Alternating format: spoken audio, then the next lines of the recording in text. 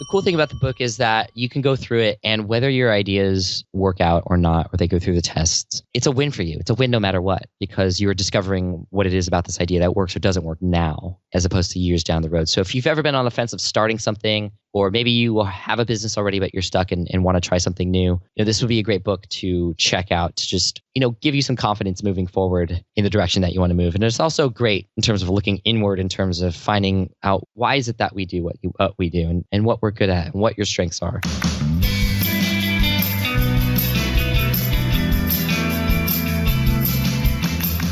Welcome to Starve the Doubts. I'm your host, Jared Easley. Joining us, as always, is our official co-host, Kamanzi Constable from Maui. Aloha, Kamanzi. Aloha, Jared. I'm excited to be here. I'm excited to get the team back together, and I'm excited to talk to our guest. Yeah, it's like we're getting the band back together. And then, of course, our friend from Franklin, Tennessee, Chris Murphy from FullCircleMusic.org. Hey, Chris. Rock and roll, baby. And our guest really doesn't need an introduction. He's been on the show a few times. Pat Flynn is the author of the new book, Will It Fly? He's also the mastermind behind the popular blog, smartpassiveincome.com. Pat is a husband, parent, podcaster, entrepreneur, keynote speaker, and Back to the Future enthusiast. Pat, welcome back. What up? Glad to be back, guys. Thanks for having me. All right, Pat, so you may recall when we first did an interview probably like 3 years ago, we attempted a reenactment of Star Wars. And now that your voice is at full throttle, which I'm sure people will hear, we thought it'd be appropriate to do that again. It was so embarrassing the first time around. I have to redeem myself. So. Well, thank you for lowering your standards to do this again. And with Star Wars, I love it. I love it. I think it'll be fun.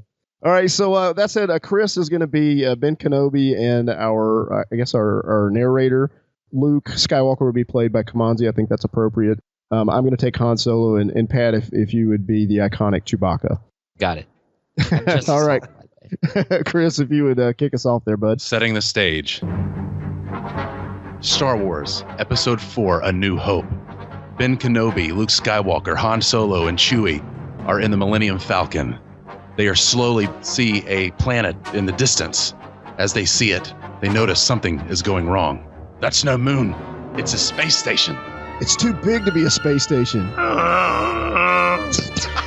I have a bad feeling about this. Yeah, I think you're right. Full reverse, Chewie. Lock in the auxiliary power. The pirate ship shudders, and the TIE fighter accelerates away toward the gargantuan battle station. Why are we still moving towards it? We're caught in a tractor beam. It's pulling us in. But there's got to be something you can do. There's nothing I can do about it, kid. I'm in full power. I'm going to have to shut down, but they're not going to get me without a fight. And scene! Oh, gosh. Cut. Bravo. Pat, clutch as always, man. I know, that last one. Have you been practicing? No, I literally pulled up a Chewbacca soundbite while you guys were talking. Because I was just like, I need to get at least somewhat close. Because last time it sounded like Tim Allen from Home Improvement. Oh, that's right. Yeah. I was hoping you were going to say that you had an idea for a Chewbacca app, which you validated, which would then segue us into our conversation today. Totally. I mean, just all it is a single button that does the Chewbacca sound. So you know how to do it correctly when you get asked to do it on a podcast. Thanks for doing that, man. That was fun. So, Pat, are you ready for some more serious questions? Oh, absolutely. All right, cool. So let's start off with, part of your new book is about validating ideas. How can we validate this podcast episode? Well, I think we record a little bit of it and then we share it with people to get their thoughts on it. And if they say it's crap, then we don't have to record the rest of it. Ooh. All right. Well, I guess we'll talk to you in 2 weeks. It's been a good conversation, guys. Have a good day. All right. Well, we'll proceed since lack of a failure to plan on our part. The cool part about a podcast is like you could just be whoever, whenever. And I love how open everybody can be on a podcast. Like there are no rules, but obviously when it comes to building a business, there's a lot more to it. And there's, a lot more time and money that can potentially go into it where you would want to validate it before you actually move forward with it. All right, Pat, you're no stranger to this. This is, we call it blank versus blank, where we give you a couple options. You just choose one and maybe a short reason why. So, Chris, would you kick us off? Sure. Pat, would you prefer customer avatar or a customer plan, and why? A customer plan. Avatars are okay. in the sense that, you at least know who it is that you're kind of speaking to. But I've always had trouble coming up with an avatar. And we hear that all the time. And, it makes sense. You want to know who your business is for, who your listeners are, and you kind of make up this imaginary person. But whenever I've tried to do that, like, just something doesn't feel right, because it just, you make up this person. And if you want to feel what that person is feeling, then it's difficult to do. I always feel like I'm just kind of pretending, in that case. So that's why I like the customer plan. And PLAN is sort of an acronym that I use in the book for finding out what the problems are that your particular person or group of people, that market that you're getting into, has, the language that they use. Anecdotes are actually really real stories and accounts from people in that space who you can connect with and dive deeper into. And then the needs, like based on the problems and language and the stories that they have, what are their needs? And so that's where the business ideas can really come from, and what you can then test to see if it works or not. It's sort of like, I don't know if you guys watch the show Mythbuster, but it's one of my favorite shows in the world. And what I love about that is they take these things that are, myths that may or may not be true, and they actually make them either confirmed or busted depending on whether or not it is actually going to. Hold on, my daughter's like tapping me on the. What is it, honey? As she should. I don't know. I think she's upstairs, but here, she like opened up the office door. This is what happens when your kids start walking. Man, you could add a tag team Chewbacca this then. It's too bad she's a few minutes late. Oh, she could probably do it better than me. Okay, this is real life, people. Real life.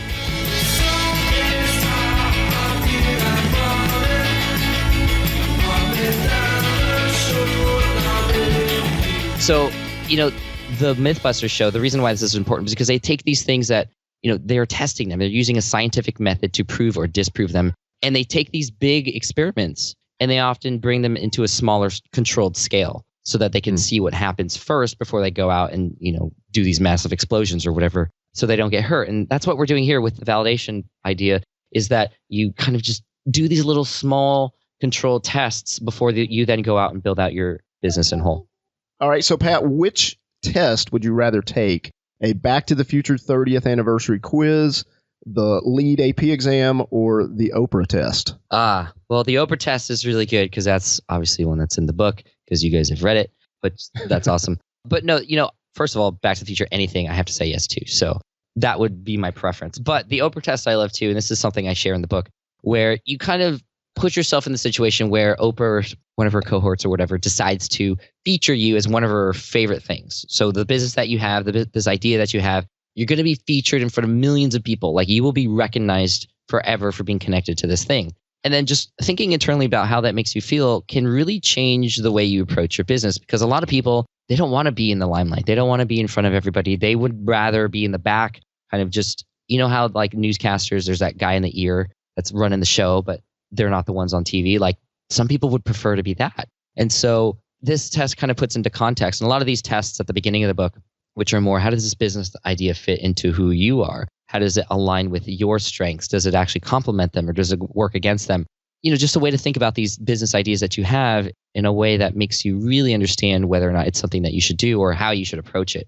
So for me, obviously I would love to be on Oprah. I've run this test through a number of other people, and they would prefer not to be that, which is interesting because you might think that that's what everybody wants to do, but that's not what everybody wants to do. And you have to really think internally to see if that's actually something that would make sense for you or not. So, Pat, we're going to go now into a segment we like to call Finish This Sentence. Someone comes up to you in the airport and asks you a question. Pat, I haven't seen you in 5 years. How are you? You respond with, life is awesome because... Well, life is awesome because... I love the way you guys structure this show, by the way.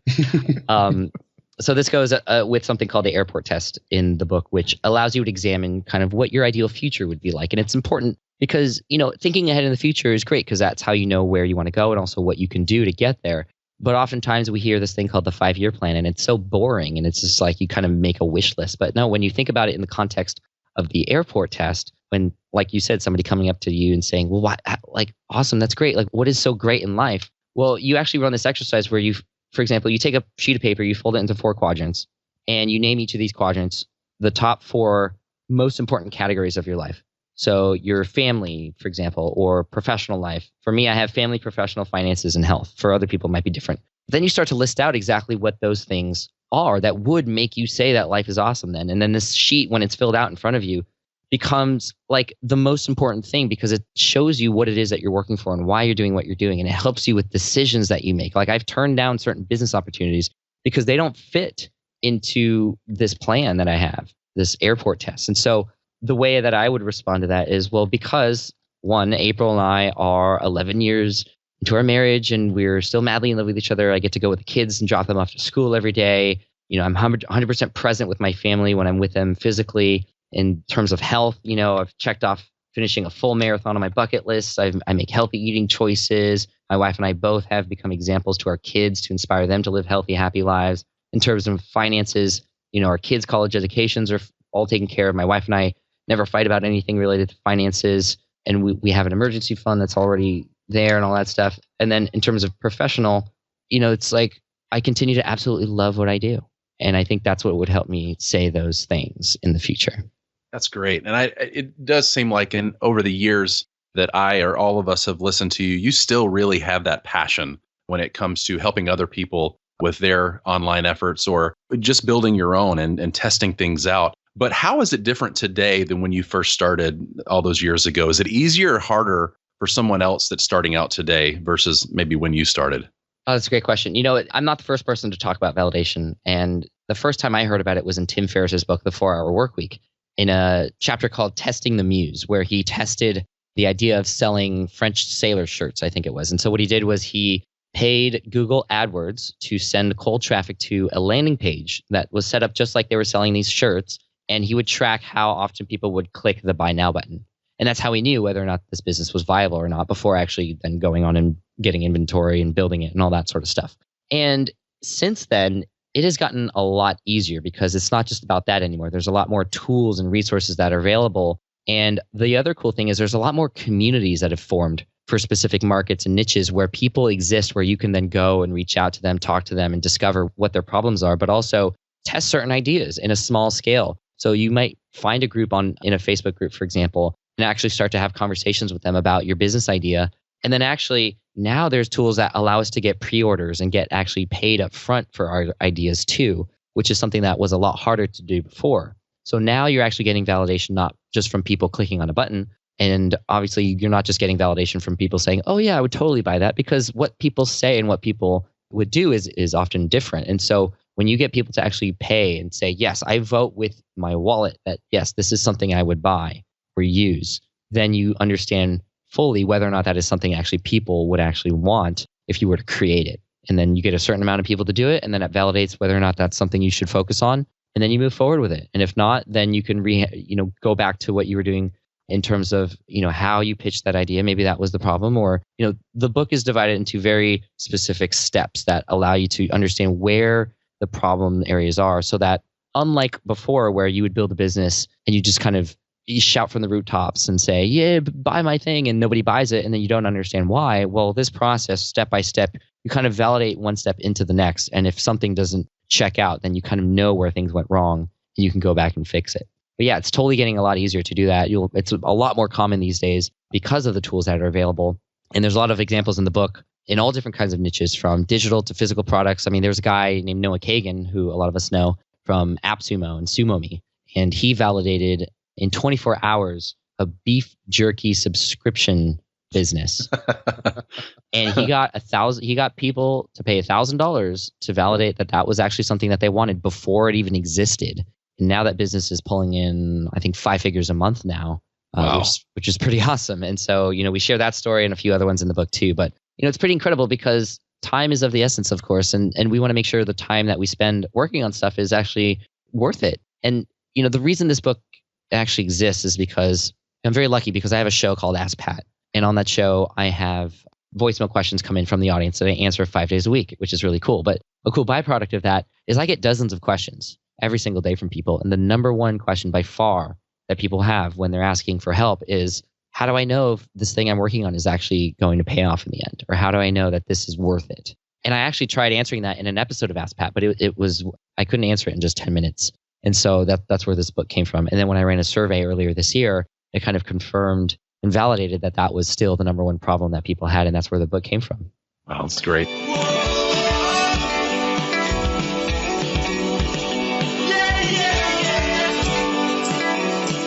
Pat, you were the opening keynote speaker for Podcast Movement. And I remember in that presentation, you were saying something along the lines, if you had to start over and choose between blogging or podcasting, that you would choose podcasting. So that said, we know writing is super important to you because of your blog, and this is your second book.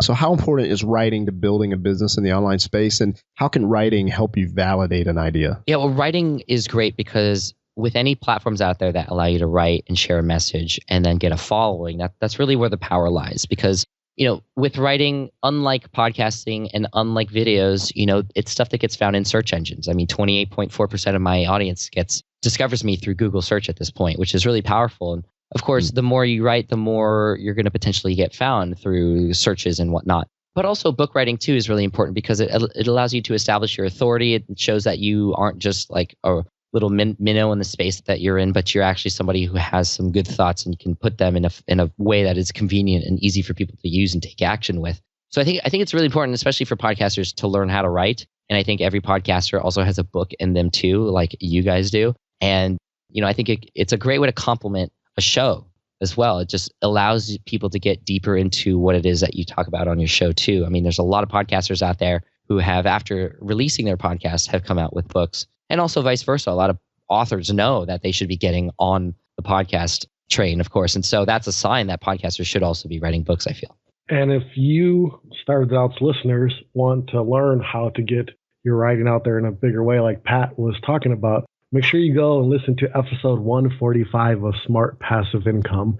It was a good one. Shameless plug. Like that plug there, Jared. That was a good one. Well, I think we're sending people to Pat, so that was appropriate, right? Yeah, but no, Kamazi, you brought it on that episode. Like, I'm still getting emails from people saying that was one of the most useful episodes because you give a lot of great step-by-step advice that allows people to take action and see those results rather quickly. So thank you for that again. No, thank you. So Pat, when it comes to ideas, how important is experience in deciding on an idea? Experience in the beginning I thought was the most important thing because, why would anybody listen to somebody without any experience on that thing?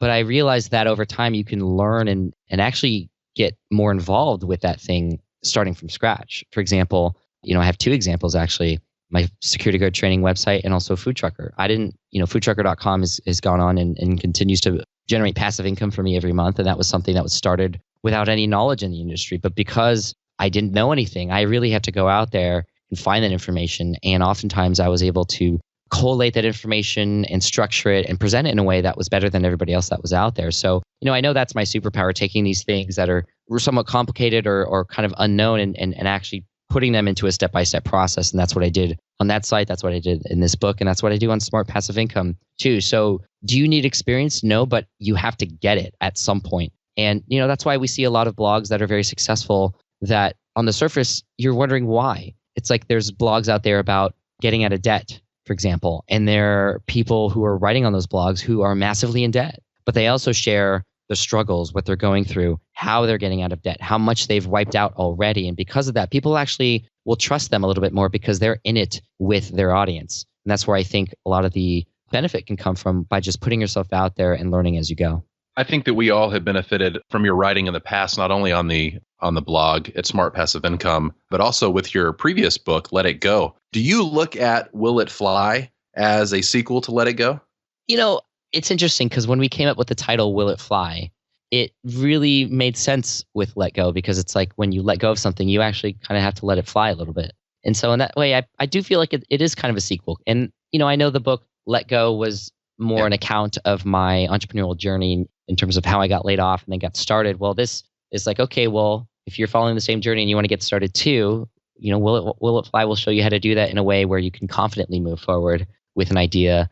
But the cool thing about this is, it is a sequel, but it's also not because it's it is something that can be read obviously on its own. And my goal with the book is to have people read it and have one of two things happen. They either read it and immediately they go through some of the litmus tests and they discover that there are red flags with this idea versus where they want to go, or with this idea versus the market that they're trying to get into. And so they kind of ditch that idea. And it's better to do that now than what I know a lot of people do, which is they work so long and hard and invest a lot of money into something and then discover later, potentially years down the road, that that's not what they wanted to do or what they shouldn't have done, or it just wasn't going to work out. So I want to catch them early and have them ditch their ideas, and be confident in doing that, and confident in letting go of those ideas. And, when you have data and research behind it, you can confidently do that. Or I want people to go through it. They get validation throughout the whole process, and they discover that their idea is one that they should continue to move forward with. And they're going to be pumped. They're going to be super motivated. And I don't know about you. I know you guys coach people. I coach people too sometimes. And one of the number one things that people need in coaching is sometimes just permission. Like they know what to do. They know where they need to go, but they just need permission from somebody that, yeah, that's a good idea. You should do it. That's what this book is sort of going to become. It's sort of a permission engine, if you will. Sure. And excuse me, I meant let go, not let it go. I think I had okay. Frozen on your mind. Right? Yeah, exactly. Yeah. In our next interview with you, Pat, we're going to redo and sing. Oh, well, when my voice comes back, I could definitely do that. Love is an Open Door is my selection. All right, we might do that as well.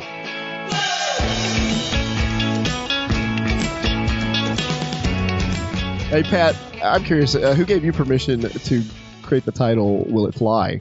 Yeah, it's interesting. It came from my mastermind group. And this was a huge struggle for me, this title. And, I wrote the first draft of the book even before the title came in.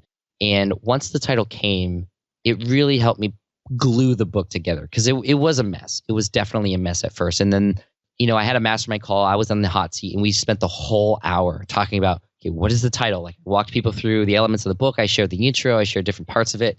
And then all of a sudden, Roderick Russell came in from remarkablyhuman.com. And he was just like, you know what? It's like people launch things all the time, but launching is just the beginning of it. How do you know if it'll fly? Like, will it fly? And I was like, will it fly? Oh my God, that's awesome. And we just started riffing on that. And then that's where then I started to incorporate a lot of the sort of flying elements into the book, and where the story with my son, who with the paper airplane in the beginning comes from, and all those sorts of things. So it really glued everything together. It's interesting because I was always told, don't worry about the title, that'll come later. And it totally did. And I had the book already written. The title kind of glued everything together for me. It was really fun. And it was literally the last minute of the call that came in. Nice. But that whole hour needed to happen in order for us to get there. So Pat, we're going to start to wrap up here. I mean, I know if you're listening to this and you're just like me, you're wondering what is the best place and when can listeners pick up a copy of Will It Fly? Thanks, man. Well, it comes out February 1st. And you could find it at willitflybook.com. It will be a Kindle version and also a physical book that you can get to. I think we lost Chris. Chris, you still with us? I think he's going to Amazon to get it right now, actually. I was so interested in it. He was on the website. That happens. Are you just pumped, though, that you're going to be able to walk in and see it on the bookshelves? I'm pumped, but nervous and excited, and I don't know what to expect. I mean, I know you guys have experienced that, and especially Kamanzi. And I'm looking at your avatar here on Skype, and it's you pointing at your book at the bookstore, and I'm like, man, I can't wait for that feeling. Yeah, take the family and the kids see Dad's book on the shelf. It's pretty special. Oh, that's been honestly, since I was 16, that's been a goal of mine. I wouldn't have guessed that this is the book I would have written at that time. I thought it was going to be like a fiction, sci-fi, Back to the Future related kind of book, but. Will it fly? I'll take it for sure. Absolutely. Well, you can still do that. That could be your own. I do talk about Back to the Future in the book, by the way. Oh, nice. Yes. Very cool. As you should. As I should, right? and the DeLorean did fly, so it ties in. Yep, absolutely. Ooh. Well, knowing that we're wrapping up here, any final thoughts for our listeners, just as the book is coming out or as they dig into a copy of the book, if they're listening to this after February 1st?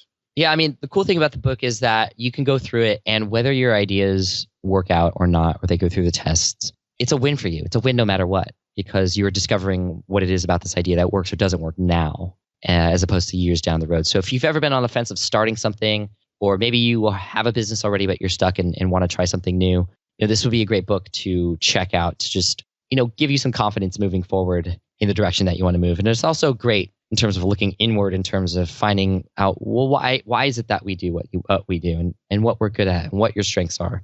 So I really feel like this is a book that's going to help a lot of people. And I want to thank you guys again for allowing me to share it here on the show, and, having fun with me along with it, and, bringing back the Chewbacca. I hopefully sounded a little bit better than I did the first time around, but I need to work on it. Like, I'll work on it. Next time we get together, I'll hopefully impress you guys. Take 3. Pat, I'm sure I'll speak for Chris and Kamanzi too, but I've listened to you on your podcast countless hours, and just the things that have pulled from those conversations and those episodes have just played a huge role in decisions I've made the last few years that I think have helped with podcast movement, with help with putting out a book, with help with being strategic and doing, trying to make smart moves. And so I just want to really thank you, man. You just continue to make an impact with so many people, and we appreciate that. Yeah, well, my pleasure. And thank you guys for taking action. I mean, Jared, what you and Dan have done with Podcast Movement has been very awesome to watch and to be a part of that. And just is such a pleasure. Thank you again for having me there. And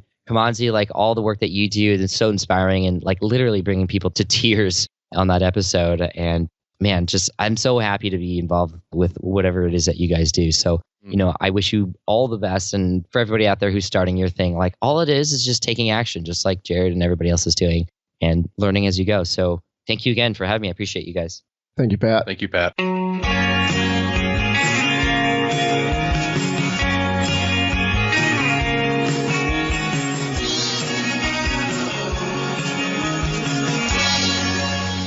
It's interesting because when we came up with the title, Will It Fly? It really made sense with Let Go, because it's like when you let go of something, you actually kind of have to let it fly a little bit. And so in that way, I do feel like it is kind of a sequel.